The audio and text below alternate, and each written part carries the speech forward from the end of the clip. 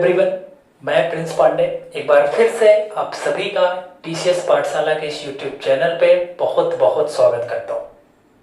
आशा करता हूँ आप सभी घर में सुरक्षित होंगे और अपनी पढ़ाई को कंटिन्यू कर रहे होंगे। ठीक है, क्या कर रहे हैं हम लोग कि डेली 9 बजे जुड़ते हैं और अंक गणित के चैप्टर्स को हम लोग डिस्कस कर रहे हैं, है ना। हमने टाइम एंड वर्क को पूरे अच्छे तरीके से पढ़ लिया। पाइप और टंकी जो कि टाइम एंड वर्क पर ही बेस्ड था, उसको भी अच्छे से डिस्कस कर लिया है। अब हम लोग उसी की सीरीज को आगे बढ़ाते हुए डिस्कस कर रहे हैं एवरेज, और एवरेज का आज चौथा वीडियो है। ये चौथी क्लास है हमारी, है ना। यानी 3 क्लास इसके पहले हम लोग एवरेज की पढ़ चुके हैं, जिसमें हम लोग पूरा बेसिक से चीजों को कवर करते हुए आ रहे हैं, है ना।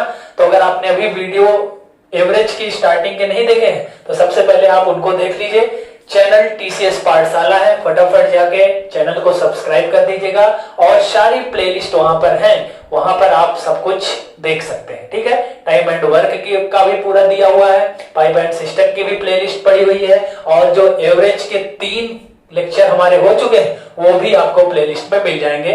और आज की क्लास हमारी कौन सी है भाई? चौथी क्लास है, 4th क्लास, यानी पार्ट 4 का वीडियो आज हम लोग यहाँ पे डिस्कस करेंगे। क्लियर है? टाइम एंड वर्क का जो प्लेलिस्ट पड़ा हुआ है अभी उसमें सारे वीडियोस अलग अलग हैं, है ना। जैसे हमने डे बाय डे उसको किया था वैसे दिया हुआ है। बहुत जल्द वो मर्ज फॉर्म में आ जाएगा। मर्ज फॉर्म का मतलब है कि सारी वीडियो जो भी 10-12 घंटे का लेक्चर है पूरा, है ना, करीब 16 लेक्चर है, तो जब मर्ज होगा तो करीब 12 से 13 घंटे का पूरा वीडियो बनेगा, पूरा टाइम एंड वर्क का। तो वो भी बहुत जल्द आपको मिल जाएगा आपके टीसीएस पाठशाला चैनल पे। ठीक है, आपको इन्फॉर्मेशन दी जाएगी। तो क्या होगा कि आपको वीडियो ढूंढना नहीं पड़ेगा। एक ही वीडियो जब आप प्ले करेंगे तो सारे के सारे पूरा जो 12-13 घंटे का लेक्चर होगा वो पूरा एक साथ कवर हो जाएगा, पूरा सिस्टमेटिक वे में रहेगा, और पूरा मतलब सीरीज वे में, है ना। पार्ट 1, पार्ट 2, पार्ट 3 जो अभी अलग अलग है वो सारा मर्ज फॉर्म में रहेगा। तो एक के बाद एक क्लासेस आपको ढूंढनी नहीं पड़ेंगी, वो एक साथ आपको एक ही वीडियो में मिल जाएगा। ठीक है, तो उसी को मर्ज वीडियो बोलते हैं। टाइम एंड वर्क का भी मर्ज वीडियो बन जाएगा, और पाइप एंड सिस्टम का भी जो हमने 3 क्लासेस अलग अलग पढ़ाई है वो भी मर्ज कर देंगे हम लोग, है ना। तो एक ही वीडियो में वो भी आपको मिल जाएगा। क्लियर है? चलिए आज की क्लास को आगे बढ़ाएंगे, और आज के इस वीडियो में हम लोग जो एवरेज का तो पिछली क्लास में हमने जो डिस्कस किया था उसी के अगले वाले टॉपिक को आज डिस्कस करेंगे। ठीक है, आज का जो टॉपिक है वो हमारा सबसे पहले वीडियो में होगा रॉन्ग नंबर, यानी गलत संख्या, है ना। गलत संख्या एक टॉपिक है एवरेज में जो कि बहुत बार परीक्षा में बन चुका है ना। तो उसको डिस्कस करेंगे। उसके बाद कुछ और टॉपिक, कुछ और अच्छे सवालों को आज की वीडियो में हम लोग डिस्कस करेंगे। क्लियर है? चलिए तो आइए आज की क्लास का शुरुआत करते हैं। और पहला सवाल आपकी स्क्रीन के ऊपर ये रहा। क्या कह रहा है? बहुत ध्यान से पढ़िएगा। 10 संख्याओं का औसत 28 प्राप्त हुआ, परंतु बाद में यह पता चलता है कि 2 संख्याएं, एक सेकेंड, इसके पहले एक छोटा सवाल कर लेते हैं हम लोग, जिससे कॉन्सेप्ट मजबूत हो जाएगा। उसके बाद हम लोग आगे बढ़ेंगे। एक सेकेंड वेट कर लीजिए। हाँ, ये सवाल है और इसको आप स्क्रीन के ऊपर आपको दिख रहा होगा, इसको पढ़िए आप लोग। 10 संख्याओं का औसत 27 प्राप्त हुआ, परंतु यह पता चलता है कि एक संख्या 32 के बजाय 23 ले ली गई है, तो संख्याओं का सही औसत बताइए। हमेशा यहां से एक सवाल आता है, बहुत ध्यान से आज की वीडियो को देखिएगा। ठीक है ना। ये टॉपिक है गलत संख्या, यानी रॉन्ग नंबर। अगर आप नोट्स बना रहे हैं तो आप चाहें तो हेडिंग भी डाल सकते हैं, गलत संख्या या रॉन्ग नंबर। क्लियर है? सवाल आपकी स्क्रीन के ऊपर है, ध्यान से पढ़िए। आइए मैं आपको समझाता हूं कैसे करना है। अब देखिए, स्टार्टिंग में आपको 10 संख्याओं का औसत कितना दिया है? 27। यानी हमारे पास जो संख्याएं हैं वो 10 हैं और इनका एवरेज कितना है? 27, है ना। ये आपका नंबर है और ये क्या दिया है भाई? एवरेज दिया है। क्लियर है? 10 संख्याएं थी हमारे पास और इनका औसत कितना है? 27 है। क्लियर है? चलिए आगे बढ़िए। बाद में यह पता चलता है कि एक संख्या 32 के बजाय 23 ले ली गई थी। यानी एक संख्या आपने गलती से क्या ले लिया? 32 के बजाय 23, यानी लेना था 32 लेकिन ले लिया हमने कितना भाई? 23। तो ध्यान रखिए कॉन्सेप्ट क्या कहता है, तरीका क्या है। जो संख्या आपको लेनी है उसको आप प्लस में रखिए, और जो संख्या आपने गलती से ले ली है उसको माइनस में रखिए। क्लियर है? जो संख्या आपने लेनी है उसको आप प्लस में रखिए और जो संख्या आपने गलती से ले ली है उसको माइनस में रखिए। 32 की जगह पर गलती से 23 ले लिया गया, यानी लेना था 32 लेकिन गलती से हमने ले क्या लिया है 23, है ना। तो यानी 32 लेना था तो 32 प्लस में और गलती से 23 लिया है तो वो माइनस में। इनको हल कर दीजिए, यानी 32 में से 23 घट जाएगा तो कितना आ जाएगा भाई 9 आ जाएगा। क्लियर है, इन दोनों का हमेशा अंतर लेते हैं। क्लियर है, जो संख्या आपको लेनी थी और जो संख्या आपने गलती से ले ली है दोनों का अंतर निकालिए। क्लियर है, निकाल लिया, कितना आ गया 32 में से 23 गया 9 और 9 किस में आया है प्लस में। अब ये जो 9 अंतर आया है ये पूरी 10 संख्या के औसत में पूरा पूरा डिवाइड हो जाएगा, तो जितनी संख्या है उससे आप भाग कर दीजिए। क्लियर है, संख्याओं का अंतर निकाल लीजिए। 32 की जगह पे 23 ले लिया गया है तो नंबर्स पर तो कोई प्रभाव नहीं पड़ेगा, नंबर तो 10 ही रहेगा, है ना। एक संख्या का चेंज हो रहा है, 32 की जगह पे आपने 23 ले लिया है तो संख्या तो 10 ही रहेगी, लेकिन जो दो संख्या लेनी थी और जो आपने ले ली है उसका अंतर कितना आया 9। तो ये जो 9 अंतर है ये पूरी 10 संख्या पर, क्योंकि औसत निकालेंगे इसका तो पूरी 10 संख्या पर प्रभाव पड़ेगा इसका, है ना। तो कितने का प्रभाव पड़ेगा भाई, इसको भाग दे देंगे तो कितने का प्रभाव पड़ेगा 0.9 का प्रभाव पड़ेगा, वो भी पॉजिटिव। 0.9 का प्रभाव पड़ेगा, वो भी किसमें आ रहा है पॉजिटिव, यानी पॉजिटिव का मतलब है कि हमारा औसत बढ़ जाएगा। कितना बढ़ जाएगा, जितना पहले था और अब उसमें 0.9 बढ़ जाएगा। तो जो हमारा नया औसत होगा या सही औसत होगा वो क्या होगा, 27 तो पहले ही था, 0.9 बढ़ गया तो जो हमारा सही औसत है वो कितना हो जाएगा भाई 27.9 हो जाएगा और ये हमारा उत्तर हो जाएगा। क्लियर है, आई होप समझ में आया होगा। ये लगाने का तरीका है, फटाफट इसको हम माइंड में भी कैलकुलेट कर सकते हैं। कैसे, एक संख्या 32 की जगह पे 23 ले ली गई, यानी लेना था 32 ले लिया 23, तो दोनों को घटा दीजिए आ जाएगा 9 आ जाएगा। अब ये 9 क्या होगा, जितनी संख्या है सब पर प्रभाव डालेगा क्योंकि औसत है। औसत का मतलब ये है कि सारी संख्याओं पर बराबर बराबर प्रभाव पड़ेगा। तो 9 का अंतर आया कितने पे 10 पे, तो 9 को 10 से भाग देंगे यानी 0.9 पॉजिटिव आ रहा है। अगर ये माइनस में आया होता तो औसत घट जाता, माइनस में आएगा तो इसका मतलब है औसत घट जाएगा और प्लस में आया तो इसका मतलब औसत बढ़ जाएगा। तो 27 था और 0.9 बढ़ जाएगा तो हमारा औसत कितना हो जाएगा 27.9 हो जाएगा। क्लियर है, आई होप आपको बहुत अच्छे से समझ में आ गया होगा। ठीक है, आइए बढ़ते हैं अगले सवाल की तरफ और देखते हैं अगला सवाल इसी पर बेस्ड क्या बोल रहा है। चलिए अगला सवाल देखिए क्या कह रहा है। चलिए अगला सवाल आपकी स्क्रीन के ऊपर है, ध्यान से पढ़िए। 12 संख्याओं का औसत 25 प्राप्त हुआ, परंतु बाद में यह पता चला कि एक संख्या 45 के बजाय 21 ले ली गई थी, तो सही औसत बताइए। क्लियर है, अब ये सवाल आपसे बन जाएगा क्योंकि मैंने आपको तरीका अप्रोच बता दिया है।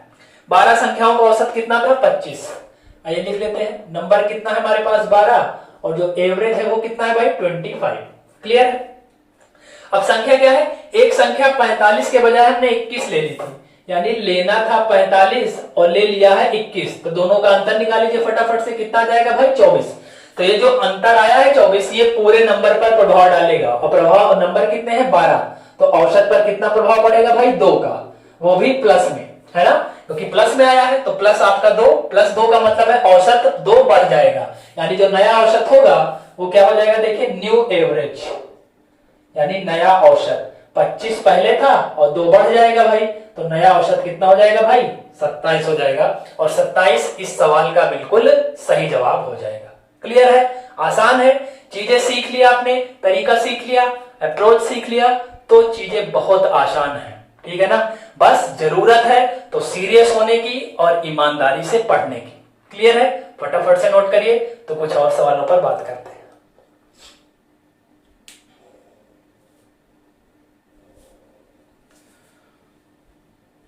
चलिए नोट कर लिया होगा, आइए बढ़ते हैं अगले सवाल की तरफ। फटाफट से सीखेंगे चीजों को बिना टाइम वेस्ट किए, क्योंकि गर्मी बहुत है और यहां पर रूम में सामने कैमरे के खड़े होना मतलब बिल्कुल पसीना पसीना हो जाता है, ध्यान रखिए, है ना, क्योंकि इतनी सारी लाइटें, पंखा भी नहीं चल सकता है ना, क्योंकि पंखा चलेगा तो क्या होता है कि जो वॉल्यूम होता है, जो आवाज होती है, साउंड में प्रॉब्लम हो जाती है ना, तो पंखा भी नहीं चलता है। तो आप समझ सकते हैं कि कितनी मेहनत से यहाँ पे खड़े हो रहे हैं हम लोग, है ना, तो चीजों को आप भी सपोर्ट करते रहिएगा। ठीक है, सपोर्ट कैसे करेंगे, वीडियो को लाइक और शेयर करके। ठीक है, चलिए अगला सवाल पढ़ते हैं क्या कह रहा है। अगला सवाल आपकी स्क्रीन के ऊपर है। 10 संख्याओं का औसत 28 प्राप्त हुआ, परंतु बाद में यह पता चला कि दो संख्याएं क्रमशः 15 के बजाय 25 और 27 के बजाय 17 ले ली गई थी, तो संख्याओं का सही औसत बताइए।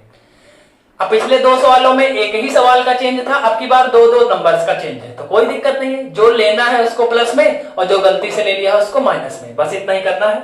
आइए देख लेते हैं। 10 संख्याओं का औसत कितना है? 28। तो एक तरफ नंबर लिखे, नंबर है 10 और एवरेज कितना है भाई हमारा? 28। क्लियर है। अब देखिए संख्याओं को क्या लेना है, 15 के बजाय 25 ले लिया है, यानी लेना था हमको 15 और हमने पहले वाले में ले लिया है 25, तो प्लस 15 क्योंकि लेना था 15 और ले लिया गलती से 25, तो वो माइनस में। और क्या कह रहा है, 27 के बजाय 17, यानी दूसरे वाले सब नंबर में 27 लेना था लेकिन गलती से ले लिया है कितना? 17 ले लिया है। क्लियर है। चलिए अब चाहे तो इनको अलग अलग हल कर लीजिए या जो लेना था उसको प्लस में दोनों को जोड़ लीजिए और जो गलती से ले लिया उसको माइनस में दोनों को जोड़ लीजिए। ठीक है, चाहे अलग अलग कर लीजिए चाहे एक साथ कर लीजिए, कोई दिक्कत नहीं। तो मैं एक साथ कर लूंगा। ये संख्याएं कौन सी है प्लस वाली जो हमको लेनी है, और ये जो माइनस में संख्या है वो कौन सी है जो हमने गलती से ले ली है। तो जो लेना था वो इसका योग कितना है भाई? 27 10 37 5 42, और जो गलती से ले लिया गया है उसका भी योग कितना है भाई? जोड़ेंगे तो कितना आ जाएगा? 42 ही आएगा। और दोनों का अंतर निकालेंगे तो कितना आ जाएगा भाई? 0, क्योंकि ये भी 42 और ये भी 42, तो 42 से 42 कट जाएगा तो कितना आ जाएगा? 0। 0 का मतलब है कि औसत पर कोई प्रभाव नहीं पड़ेगा, नो इफेक्ट ऑन एवरेज, है ना। क्यों भाई? क्योंकि 28 तो था ही, तो 0 इसमें जुड़ेगा तो 28 ही रहेगा, यानी औसत पर कोई प्रभाव नहीं पड़ेगा, है ना। तो इस सवाल का जवाब क्या है? औसत पर कोई प्रभाव नहीं पड़ेगा। क्लियर है।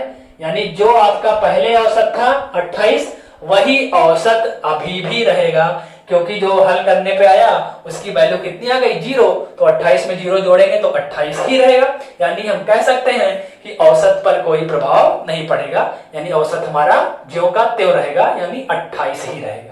क्लियर है। आई होप समझ में आ गया होगा।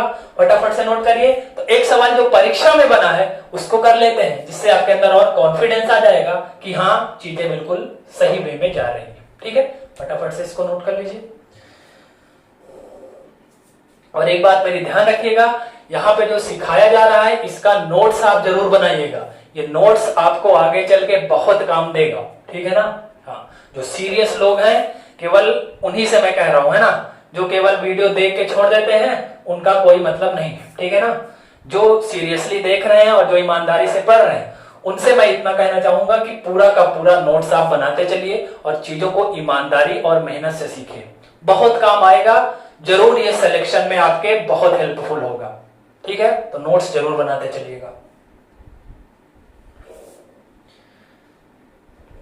चलिए भाई नोट कर लीजिए फटाफट।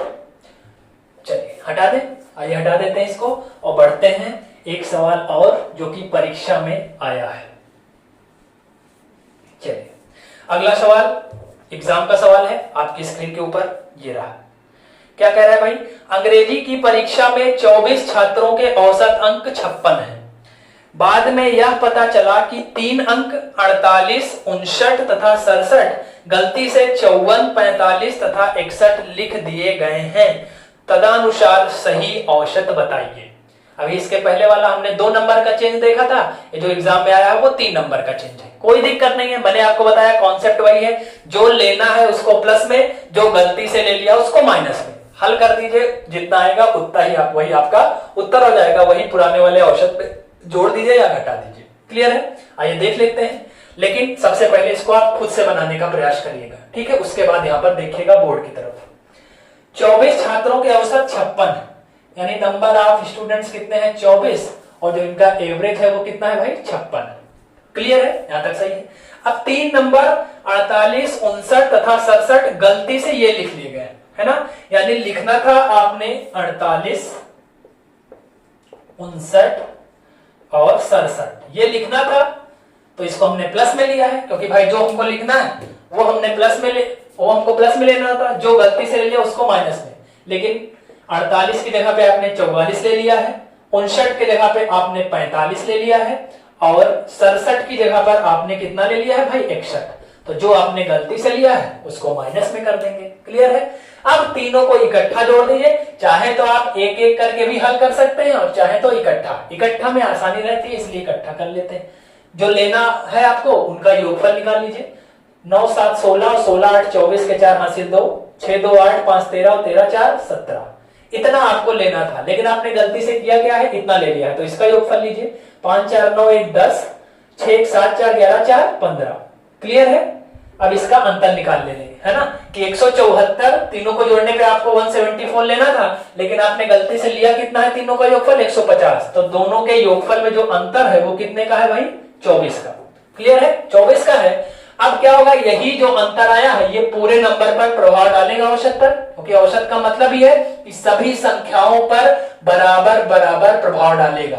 बढ़ रहा है तो सबको बराबर बराबर बढ़ा देगा और घट रहा है तो सबको समान रूप से घटा देगा, है ना। तो प्लस में आ रहा है भाई, क्योंकि 174 बड़ा है 150 छोटा है, तो बड़े में से छोटा घटेगा तो क्या होगा, प्लस में आएगा।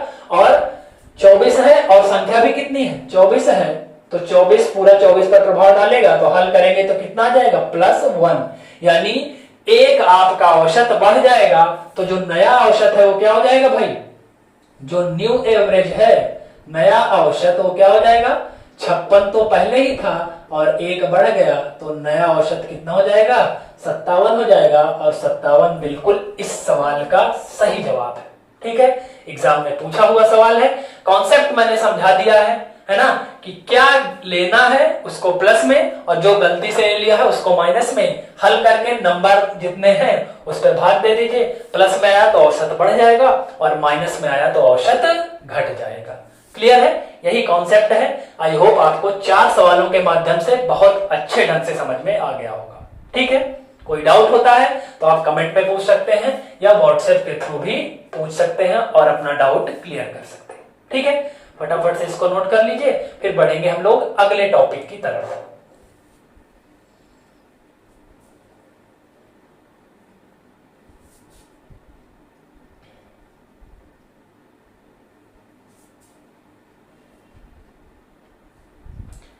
चलिए फटाफट से नोट कर लीजिए भाई।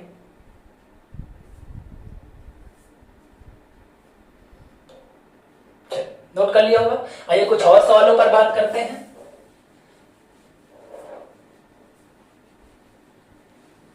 चलिए अगला सवाल आपकी स्क्रीन के ऊपर ये रहा, क्या कह रहा है भाई, पढ़िए ध्यान से।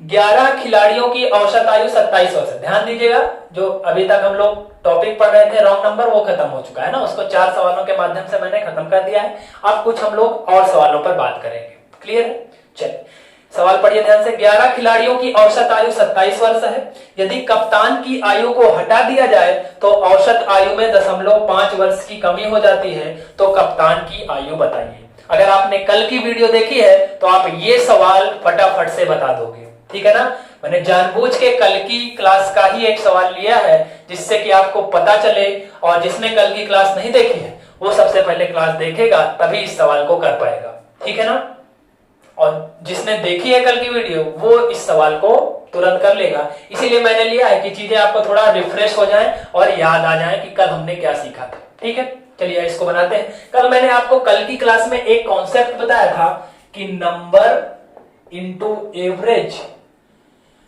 Is equal to total. ये कॉन्सेप्ट बताया था कल की क्लास में, बहुत इंपॉर्टेंट कॉन्सेप्ट है, बहुत सारे सवाल इसी कॉन्सेप्ट से लगते हैं, है ना। तो कल की क्लास में हमने जितने भी क्वेश्चन किए थे वो सारे इसी कॉन्सेप्ट पर बेस्ड थे, है ना, इसी कॉन्सेप्ट पर आधारित थे। और जो आज वाला सवाल है ये वाला, ये भी इसी कॉन्सेप्ट से मिलता जुलता है। क्लियर है? आइए देखते हैं कैसे बनेगा। 11 खिलाड़ियों की औसत आयु 27 वर्ष है, यानी स्टार्टिंग में हमारे पास कितने खिलाड़ी हैं 11 और इनकी औसत आयु कितनी है 27, तो इनको गुणा कर देंगे, टोटल आ जाएगा। गुणा कर लीजिए, 11 7 77, 11 दूना 22 और 22 में 7 जोड़ लीजिए 29, टोटल कितना आ गया 297। इसी तरह आप भी गुणा किया कीजिए माइंड में, जितना माइंड में कैलकुलेशन करेंगे उतना आपको गणित आएगी। ठीक है ना, अगर आप हर चीज में पेन चलाएंगे तो आपको गणित नहीं आएगी। ठीक है ना। जितना मेंटली कैलकुलेशन करेंगे मेंटल में, उतना चीजें आपको अच्छे समझ में आएंगे और उतना माइंड आपका एक्सपेंड होगा, खुलेगा, है ना। तो ज्यादा से ज्यादा चीजें आप माइंड में करने का प्रयास किया करिए। आगे क्या कह रहे हैं इसमें, यदि कप्तान की आयु को हटा दिया जाए, अब 11 खिलाड़ी हैं तो आपको पता है कि कप्तान कितना होता है, केवल एक ही होता है ना।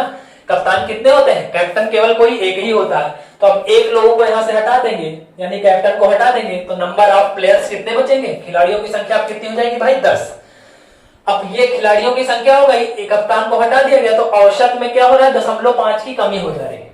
तो पहले औसत था 27, अब 0.5 घट जाएगा, तो कितना बचेगा भाई, 26.5, क्योंकि 0.5 कम हो जाएगा तो घटा देंगे तो 26.5 आ जाएगा। अब इनको गुणा करेंगे तो इसका टोटल आएगा, 265 को 1 से गुणा कर देंगे तो कितना जाएगा भाई, 265, और ये 0 है तो 0 लगा दीजिए। लेकिन एक अंक के बाद दशमलव भी लगना है, तो एक अंक पर दशमलव लगा देंगे तो ये कितना जाएगा, 265। क्लियर है। चलिए, जब 11 खिलाड़ी थे तो टोटल आया था 297, एक खिलाड़ी कम हो गया तो कितना आया टोटल, तो ये 265।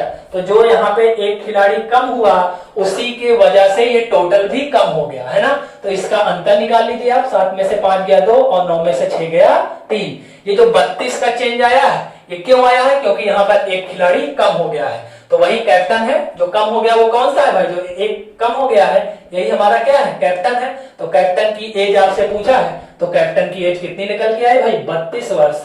तो जो कप्तान की आयु पूछा है वो कितना है, 32 ईयर्स आपका बिल्कुल सही जवाब हो जाएगा। क्लियर है। चेंज देख लीजिए कितने का आया, 32 का चेंज आ रहा था, और 32 का चेंज क्यों आया, क्योंकि यहाँ पर एक क्या हो गया, कम हो गया, है ना। पहले 11 थे, अब कितने हो गए, 10, तो एक का डिफरेंस हो गया, एक का डिफरेंस हो गया, और यहाँ 32 का डिफरेंस हुआ। ये 32 का डिफरेंस क्यों हुआ, इसी एक के कारण, है ना। तो एक ये कौन है, वही कैप्टन है जिसको हमने हटा दिया। तो कैप्टन की आयु क्या हो गई, जो यहाँ पे अंतर आया वही उसकी वैल्यू हो जाएगी। क्लियर है। कल की क्लास में मैंने इस तरह के कई सवाल किए, है ना। आज एक सवाल और करा के मैंने चीजों को रिफ्रेश कर दिया, जिससे आप बिल्कुल कनेक्ट रहे कल की क्लास से, है ना। ऐसा ना हो कि कल की क्लास को देखा और भूल गए, चीजें कनेक्ट होनी चाहिए तभी समझ में आएगा, है ना। तो कप्तान की आयु यहां से कितनी निकल के आई भाई, 32 वर्ष निकल के आ गई। ठीक है, आई होप समझ में आ गया होगा। फटाफट से नोट करिए। तो कुछ और सवालों पर बात करते हैं।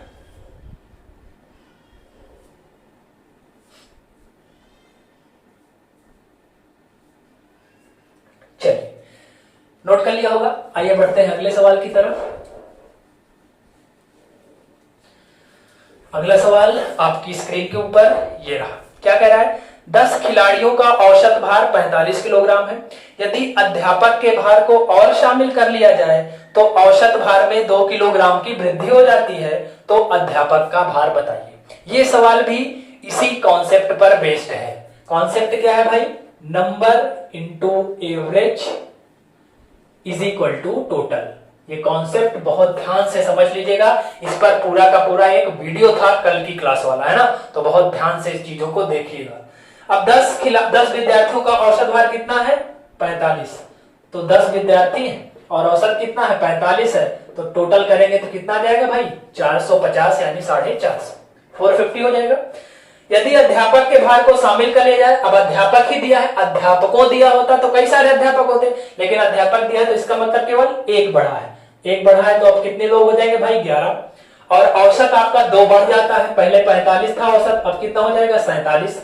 अब इसको गुणा करिए तो टोटल आएगा, गुणा करिए 11 7 77 के साथ हासिल 7, 11 चौको 44 में 7 जोड़ेंगे तो कितना आ जाएगा 51, 517। पहले 10 था तो टोटल 450 था, अब एक बढ़ गया तो औसत भी आपका, औसत भी क्या है 2 बढ़ गया, तो टोटल भी आपका बढ़ जाएगा। टोटल कितना हुआ 517।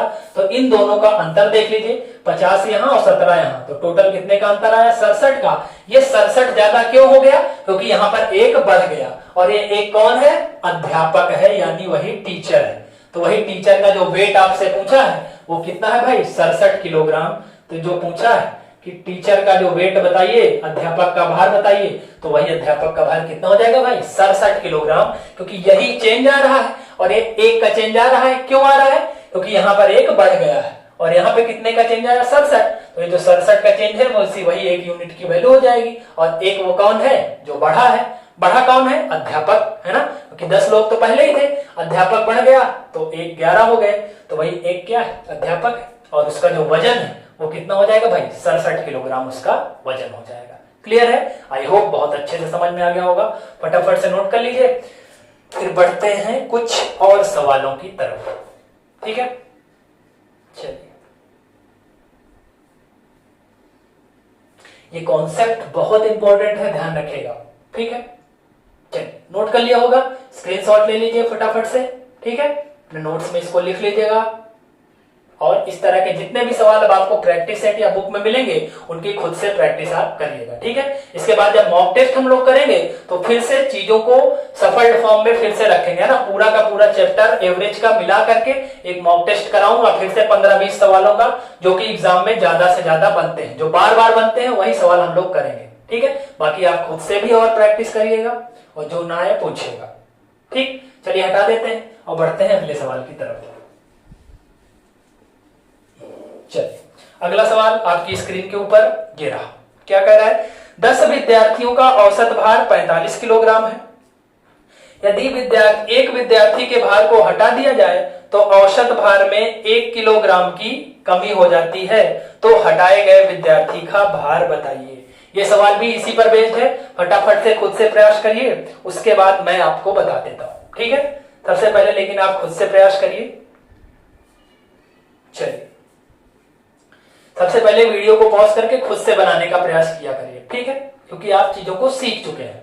आइए देख लेते हैं, 10 विद्यार्थियों का औसत भार 45 किलोग्राम है, यानी नंबर है 10 और औसत है 45, तो टोटल कितना आ जाएगा भाई, 450, 450 हो जाएगा। एक विद्यार्थी के भार को हटा दिया है। अब एक विद्यार्थी के भार को हटा दोगे तो पहले 10 थे, अब एक हट गया तो कितना बचा, 9 बचा। अब भाई विद्यार्थी कम हो जाएंगे तो ऑब्वियस सी बात है, साधारण सी बात है कि एवरेज भी आपका डिक्रीज हो जाएगा, कम हो जाएगा। औसत भी एक कम हो गया, तो औसत अब कितना बचेगा भाई, 44। तो गुणा करिए और टोटल निकालिए, 9 चौक 36 के 6 हासिल 3, और 9 चौक 36 में 3 जोड़ दीजिए तो कितना हो जाएगा, 39। क्लियर है? जब 10 लोग थे तो टोटल था 450, अब ये 9 ही बचे क्योंकि एक लोग को हटा दिया गया, तो टोटल कितना है, 396। दोनों का अंतर देखिए कितने का है, 54 का। यही जो 54 है वही एक की बदौलत आया है ना, ये एक हटाया इसीलिए 54 घट गया, है ना। तो जो हटाया गया विद्यार्थी है उसका भार कितना है भाई, 54 किलोग्राम। क्या पूछा है, ध्यान से देख लीजिए, हटाए गए विद्यार्थी का भार बताइए, तो जो हटाया गया विद्यार्थी है उसका भार कितना है भाई, 54 किलोग्राम। 54 आपका बिल्कुल सही जवाब होगा। इस तरह के प्रैक्टिस सेट में बहुत सारे सवाल आपको मिलेंगे, और ये सीखने के बाद आपसे सारे सवाल हो जाएंगे। ठीक है ना, तो चीजों को बहुत ध्यान से बस पढ़ते चलिएगा, उसके बाद जब आप प्रैक्टिस सेट उठाएंगे तो चीजें आपको बहुत आसान लगने वाली है। ठीक है, तो सबसे पहले अच्छे से इसको देखते चलिएगा और समझते चलिएगा। क्लियर है? इसको नोट कर लीजिए, तो बढ़ेंगे अगले सवाल की तरफ।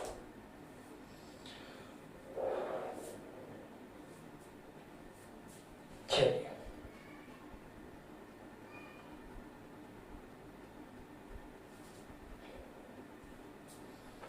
नोट कर लिया होगा। आइए बढ़ते हैं अगले सवाल की तरफ। कुछ और सवाल इसी कॉन्सेप्ट पर बेस्ड है, उनको भी करा देता हूं। क्या कह रहा है भाई, पढ़िए। 10 खिलाड़ियों की औसत आयु 24 वर्ष है। यदि कप्तान की आयु को शामिल कर लिया जाए तो औसत में 1.5 वर्ष की वृद्धि हो जाती है, तो कप्तान की आयु बताइए। ठीक है, अभी हमने किया था इस टाइप का सवाल, है ना, लेकिन उसमें क्या था, हमने कप्तान को हटा दिया था। यहां पर हम कप्तान को शामिल कर रहे हैं। ठीक है, तो बस कोई दिक्कत नहीं, शामिल करेंगे तो बढ़ जाएगा और हटा देंगे तो घट जाएगा। क्लियर है? आइए देख लेते हैं। देखिए, 10 खिलाड़ियों का औसत आयु 24 वर्ष है, तो नंबर है 10 और औसत कितना है भाई, 24, तो टोटल कितना हो जाएगा, 240। क्लियर है? अब क्या कह रहा है, कप्तान की आयु को शामिल कर लिया, तो कप्तान कोई एक ही होता है, तो एक लोग बढ़ जाएंगे तो 11 लोग हो जाएंगे। औसत में कितने की वृद्धि हो रही है, 1.5 की, तो पहले औसत था 24, 1.5 बढ़ जाएगा तो कितना हो जाएगा भाई, 24 में 1.5 जोड़ देंगे तो 25.5 यानी 25.5 हो जाएगा। क्लियर है? अब इसका टोटल निकालिए, गुणा कर दीजिए। देखिए, 11 पचे 55 के 5 हासिल 5, 11 पचे 55 में 5 जोड़िए 60 के 0 हासिल 6, 11 दूना 22, 22 और 6 28। एक अंक पर दशमलव लगा दीजिए, तो दशमलव इधर से लगता है क्योंकि इकाई अंक के बाद, तो 280.5 आ जाएगा। क्लियर है? पहले 10 लोग थे तो टोटल था 240, एक लोग बढ़ गए और वो एक लोग कौन है, कप्तान, कैप्टन, है ना। अब एक लोग बढ़े हैं तो ऑब्वियस सी बात है कि टोटल हमारा बढ़ जाएगा, तो 280.5 आ गया। है ना। तो अंतर कितने का है देखिए, 280.5 में से 240 घटा देंगे तो कितना आ जाएगा भाई, 40.5 आ जाएगा। क्लियर है, यही 40.5 का अंतर आ रहा है और वो किसकी बदौलत आ रहा है, कैपिटल की बदौलत, है ना, क्योंकि कैपिटल को हमने शामिल कर लिया है।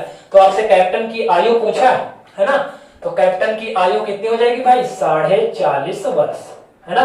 तो कैपिटल की आयु कितनी हो जाएगी भाई, 40.5 वर्ष, है ना, यानी 40 वर्ष 6 महीने।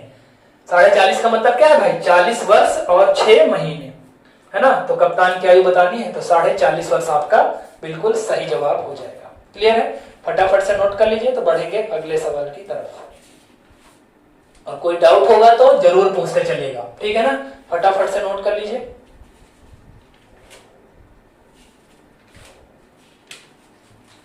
चलिए, चीजें समझ आ रही होंगी तो भाई वीडियो को लाइक एंड शेयर करना मत भूलिएगा, ठीक है ना। ज्यादा से ज्यादा लोगों तक वीडियो को पहुंचाइए और ये आपकी रिस्पॉन्सिबिलिटी है।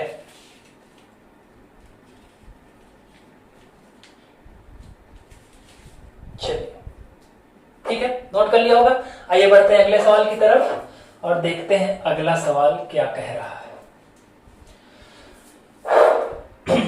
चलिए, अगला सवाल आपकी स्क्रीन के ऊपर है, मेंस लेवल का सवाल है ना। मेंस में पूछा गया है लेकिन यूपीएसआई के लिए बहुत इंपॉर्टेंट है। एसएससी और यूपीएसआई के लिए बहुत इंपॉर्टेंट है, बाकी कहीं आने को तो कहीं भी आ सकता है ना। तो बहुत अच्छे से सब लोग ध्यान से पढ़िए और उसके बाद बनाने का प्रयास करेंगे, या फिर हम लोग यहाँ पे बहुत अच्छे से इसको सीखेंगे, ठीक है। चलिए पढ़िए क्या कह रहा है, सवाल आपकी स्क्रीन के ऊपर है।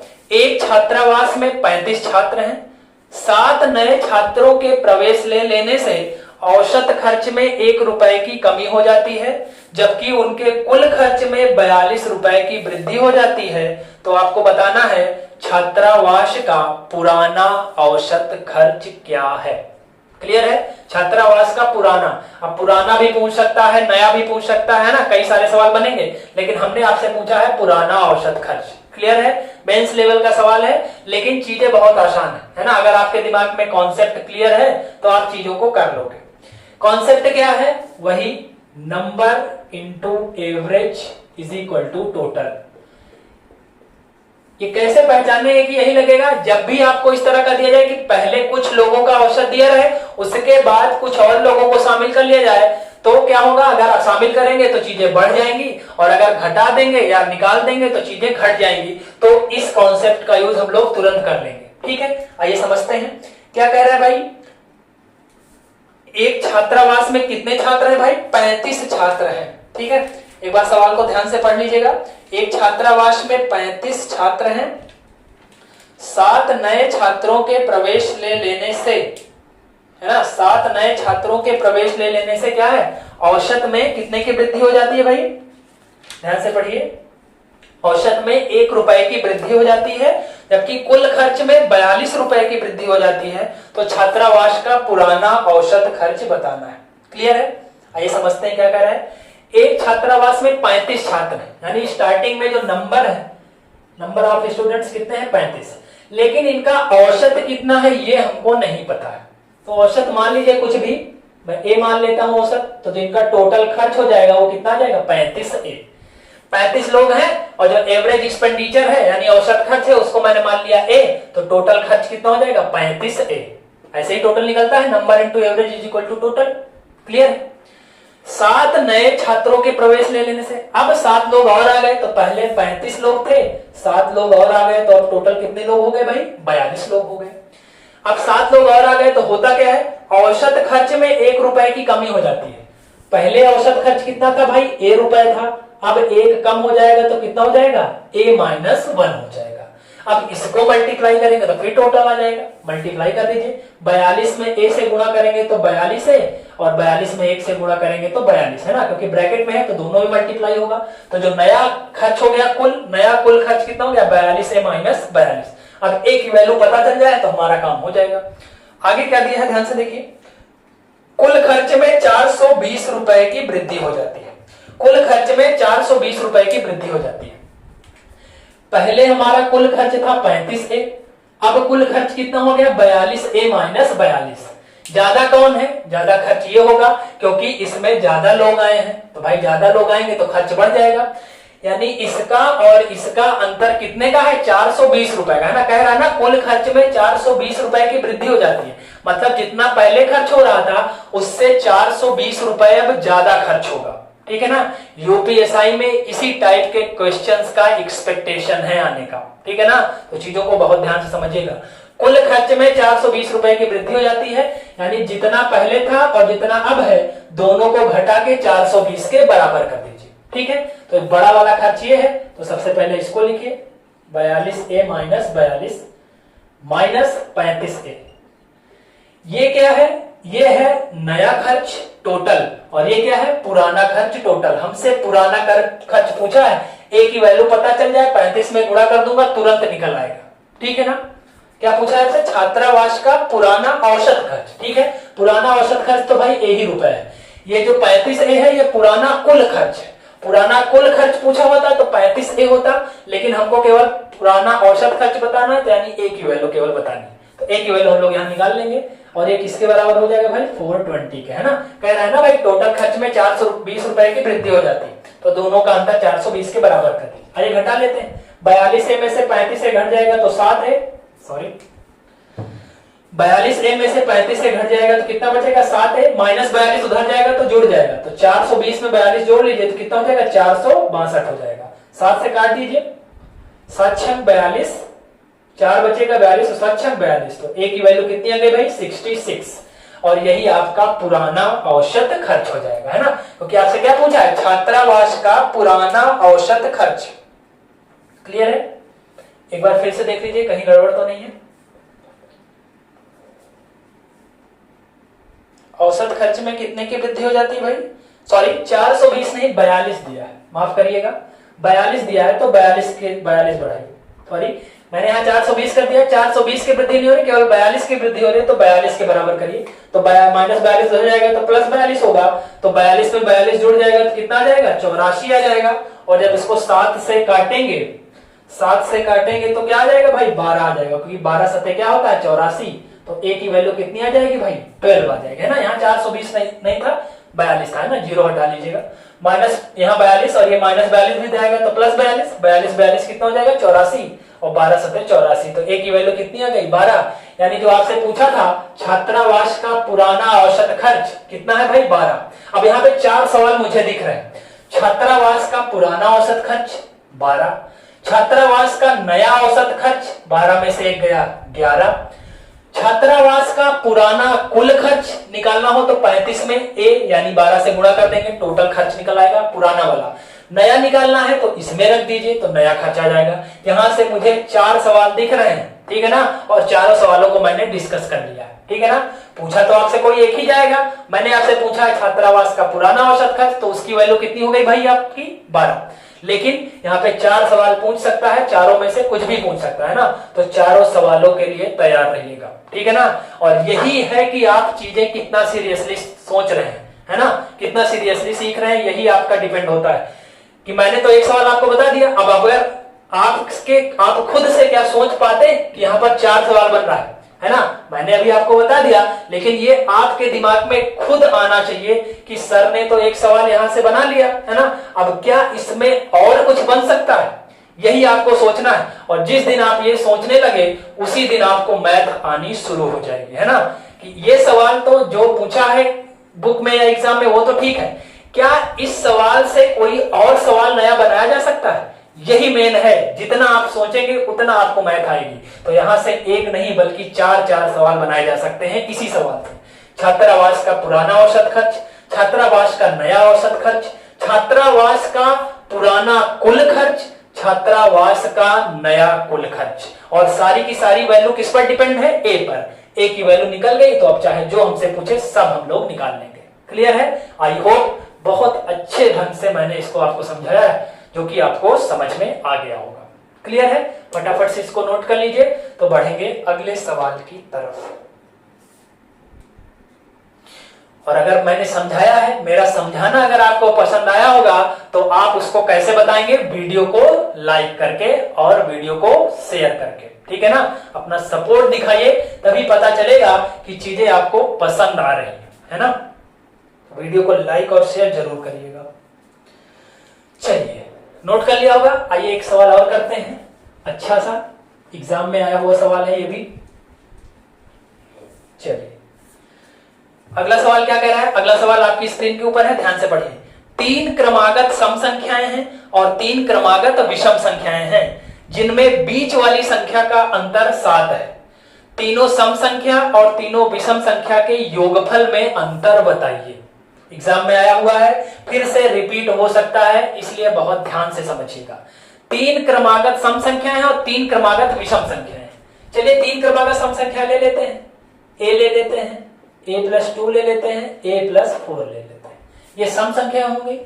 ठीक, 3 क्रमागत विषम ले लीजिए। अब विषम इसी के पैरेलल a में ही मत लीजिएगा, है ना, क्योंकि सम और विषम का सवाल है तो आपको अलग अलग लेना पड़ेगा। इसको a में लिया है तो इसको b में ले लीजिए, है ना, तो इसको b ले लीजिए, ये b+2 और b+4। अब ये मत सोचिएगा कि ये भी सम है 2 4 और ये विषम है तब भी 2 4। मैंने आपको पिछली क्लासेस में बता दिया है कि जब तक a और b की वैल्यू नहीं पता चल जाती आप नहीं बता सकते कि कौन सम है और कौन विषम। तो मैंने आपको पिछली वीडियोस में बहुत अच्छे से बताया कि चाहे जिसको सम मान लीजिए चाहे जिसको विषम मान लीजिए, उत्तर पर कोई प्रभाव नहीं पड़ेगा। आप चाहे तो b+1 b+3 b+5 भी ले सकते हैं, क्योंकि सम और विषम 2 के अंतराल पर होता है। बस 2 का गैप रखिए और क्रमागत होना चाहिए, बस चाहे कुछ भी ले लीजिए कोई फर्क नहीं पड़ता है। चलिए हमने इसको ले लिया है। अब आगे इसमें क्या कह रहा है, जिसमें बीच वाली संख्या का अंतर 7 है, तो इसमें बीच वाली संख्या ये है और इसमें बीच वाली संख्या ये है, दोनों का अंतर 7 है। तो आइए दोनों के अंतर को 7 के बराबर कर देते हैं। तो इसका ये और ये, है ना, ये बीच है इसमें का और ये वाला बीच है इसमें का। ये सम संख्याएं हैं 3, ये 3 सम संख्या है और ये 3 विषम संख्या है। इसका बीच सम संख्या का बीच वाला ये और विषम का बीच वाला ये, दोनों का अंतर यानी डिफरेंस कितना दिया है, 7 दिया है। इसको हल कर दीजिए, माइनस का मल्टीप्लाई होगा तो चिन्ह बदलेगा, 2 से 2 कट जाएगा तो a - b की वैल्यू कितनी आ गई, 7 आ गई। क्लियर है, यहां तक समझ में आ गया होगा। दोनों का अंतर 7 दिया था, हल कर दिया तो +2 से -2 कट गया तो a - b की वैल्यू कितनी आ गई, 7 आ गई। अब क्या कह रहा है, तीनों सम संख्या का योगफल जोड़ लीजिए कितना आ जाएगा, 3a + 4 2 6, और तीनों विषम संख्या का योगफल जोड़ लीजिए कितना आ जाएगा, 3b + 6। तीनों सम संख्या और तीनों विषम संख्या के योगफल का अंतर बताइए। तो योगफल तो हमने निकाल लिया है, अब अंतर निकालना है तो दोनों घटा दीजिए। तो अंतर निकालना है, योगफल का अंतर, तो योगफल हमने निकाल लिया, अब अंतर निकालने के लिए घटाइए इसको। ये तीनों सम संख्या का योगफल है और ये तीनों विषम संख्या का योगफल है और दोनों का अंतर निकालना है ना। इसको घटा दीजिए, माइनस से फिर अंदर गुणा होगा तो चिन्ह बदलेगा, +6 से -6 कट जाएगा, 3 कॉमन ले सकते हैं क्योंकि 3a में भी 3 है और 3b में भी 3 है, तो 3 कॉमन लेंगे तो बचेगा a - b, और a - b की वैल्यू हमने कितनी निकाली है, 7। तो 3 को 7 से गुणा कर देंगे तो कितना आ जाएगा, 21 आ जाएगा, और यही आपका बिल्कुल सही जवाब है। क्लियर है, तीनों सम संख्या और तीनों विषम संख्या के योगफल में आपसे अंतर पूछा था तो उसकी वैल्यू कितनी आ गई, 21 यानी 21 आ जाएगी। क्लियर है, तीनों सम संख्या और तीनों विषम संख्या के योगफल में कितने का अंतर है, 21 का अंतर है। क्लियर है, फटाफट से नोट कर लीजिए, समझ में आ गया होगा। कोई डाउट होगा तो कमेंट में जरूर पूछ लीजिएगा, ठीक है, नोट करिए फटाफट।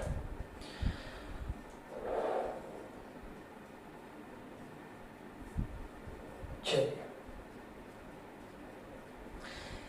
अब एक सवाल हमारे पास और है जो कि मोस्ट इंपॉर्टेंट क्वेश्चन है आज की वीडियो का। ये जो सवाल है ये आज के मॉक टेस्ट में किसी भी कोचिंग इंस्टीट्यूट का मॉक टेस्ट हो उसमें ये सवाल ट्रेंडिंग होता है एवरेज का, है ना। तो वो मैं आपको होमवर्क के लिए दे रहा हूं। अगर आपको ये नहीं आएगा सवाल तो अगली क्लास में मैं इसको डिस्कस करूंगा, है ना। लेकिन मैं चाहता हूं कि सबसे पहले इस सवाल से आप खुद जूझें, है ना, खुद आप ट्राई करिए, खुद परेशान होइए, खुद चीजों को ढूंढिए, समझिए और सीखिए, है ना। नहीं आएगा तो मैं तो हूं ही, मैं तो बताऊंगा ही, है ना। तो ये जो सवाल है इसको मैं अभी पढ़ दे रहा हूं, आपकी स्क्रीन के ऊपर है। आप वीडियो को पॉज करके स्क्रीनशॉट ले लीजिएगा, खुद से लगाइएगा। ये सवाल फिलहाल जो एग्जाम का करंट चल रहा है उसका जो है जितने मॉक टेस्ट हैं, जितने भी कोचिंग के हैं, चाहे वो टेक्स्ट बुक का हो, चाहे वो ग्रेडअप का हो, चाहे अड्डा 247 का हो, जितने भी कोचिंग इंस्टीट्यूट है बड़े बड़े, उन सब के मॉक टेस्ट का ट्रेंडिंग सवाल है ना। अब मैं सवाल को पढ़ रहा हूं, ध्यान से समझिएगा। क्या कह रहा है, 8 संख्याओं का औसत 20 प्राप्त हुआ, उनमें से प्रथम 2 संख्याओं का औसत 15.5 है। अगली 3 संख्याओं का औसत 21 सही 1/3 है। छठवीं संख्या 7वीं संख्या से 4 कम है और 8वीं संख्या से 7 कम है। तो बताइए 8वीं संख्या का मान क्या है? ये मोस्ट इंपॉर्टेंट क्वेश्चन है, आपकी स्क्रीन के ऊपर दिख रहा है, ध्यान से पढ़िएगा, स्क्रीनशॉट ले लीजिएगा, ढूंढिएगा, खुद लगाइएगा, खुद सीखिएगा, है ना। जब आप परेशान होंगे तभी आप सीखने की ललक यानी जिसको इंटरेस्ट कहते हैं आपके अंदर खुद से पैदा होगी, है ना। अगर मैं सब कुछ यहां बता दूंगा तो आप केवल देख लोगे, फिर उसका मजा नहीं रह जाएगा, है ना। इसलिए होमवर्क दे रहा हूं, ये सवाल आप खुद से ढूंढिएगा, प्रयास करिएगा, अपने दोस्तों को दीजिएगा जो और जगह से कहीं और से तैयारी कर रहे हैं, है ना, उनको दीजिएगा, उनसे पूछिएगा, सब लोग मिलकर सॉल्व करिएगा और इसका उत्तर आपको कमेंट में बताना है, ठीक है ना। कहां बताना है? कमेंट में बताना है, ठीक है। अगर नहीं आएगा तो मैं बताऊंगा इसको अगली क्लास में, ठीक है ना, लेकिन आपके कमेंट के बाद ही बताऊंगा। क्लियर है? तो आप इसको खुद से करने का प्रयास करिएगा। Most important question for UPSI, ठीक है ना। इस बात को नोट कर लीजिएगा, इस सवाल को जहां भी होगा नोट्स में नोट करके स्टार भी बना लीजिएगा, ठीक है ना, क्योंकि ये सवाल ट्रेंडिंग होने वाला है आने वाले एग्जाम्स में, ठीक है। तो चलिए आज की क्लास को यहीं पर समाप्त करेंगे, है ना, और मिलेंगे अगली क्लास में। तो कुछ और अच्छे सवाल और टॉपिक्स, कुछ और टॉपिक बचे हुए जैसे टेम्परेचर वाला क्वेश्चन आता है ना, उसको करना है। कुछ क्रिकेट मैच के सवाल आपको मिलेंगे एवरेज में, है ना, उसको करना है। उसके बाद ये चैप्टर भी हम लोग खत्म कर लेंगे, तो फिर इसका भी एक बढ़िया मॉक टेस्ट करेंगे। पिछली परीक्षाओं में एसएससी, यूपीपी, यूपीएसआई, है ना, या जितने भी एग्जाम होते हैं, है ना, जो आपके लिए इंपॉर्टेंट है, उसमें जितने भी सवाल औसत के बने हुए हैं जो कि बार बार रिपीट हुए हैं, उन सवालों को हम लोग मॉक टेस्ट में डिस्कस करेंगे, ठीक है। तो आज की क्लास कैसे लगी वीडियो में जरूर बताइएगा कमेंट करके, है ना। वीडियो को लाइक एंड शेयर करना मत भूलिएगा, और अगर चैनल पर नए हैं तो चैनल को सब्सक्राइब कर लीजिएगा, बेल आइकन को प्रेस कर लीजिएगा, जिससे डेली 9 बजे आपको नोटिफिकेशन मिल जाएगा। और जितनी भी और क्लासेस चल रही है, पॉलिटी, इंग्लिश, है ना, और बहुत जल्दी आपकी सारी क्लासेस चलेंगी और आपको सारा का सारा टाइम टेबल भी बताया जाएगा, है ना। लेकिन फिलहाल जो भी क्लासेस चल रही हैं उनको आप इंजॉय करिए, सीखते रहिए, ठीक है ना। तो चैनल को सब्सक्राइब जरूर कर लीजिएगा और वीडियो को लाइक एंड शेयर करना मत भूलिएगा, ठीक है। मिलते हैं अगली क्लास में, तब तक के लिए खुश रहिए, मस्त रहिए, सीखते रहिए। जय हिंद।